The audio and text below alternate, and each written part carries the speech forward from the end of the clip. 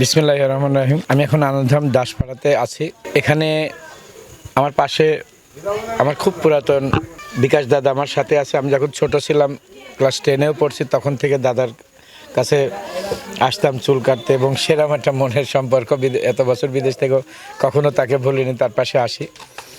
আমার ডানি আছে কাকি, ওনারা আমাদের সাথে আছেন। উনি এখানে গিয়ে এই যে মন্দিরটা দেখছেন, এই মন্দিরটা ওনারা পুরাতন টিন শেড ছিল, এটা ভেঙে দিয়ে এখন নতুন কাজ শুরু হয়েছে।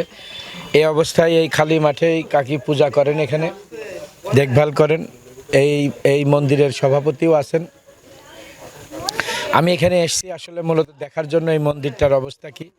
ওনারা খালি জায়গায় তাদের এই বৃষ্টির ভিতরে, এই অব্যবস্থাপনার ভিতরেই কষ্ট করে ধর্ম পালন করছেন, পূজা করছেন।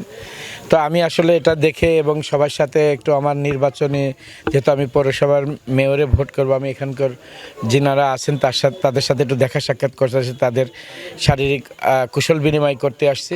পাশাপাশি এই মন্দিরটার কাজের জন্য কিছুটা আমি কথা বলেছি। আমি কিছুটা অনুদান দিয়েছি এই মন্দিরে, আরও দিতে চেয়েছি।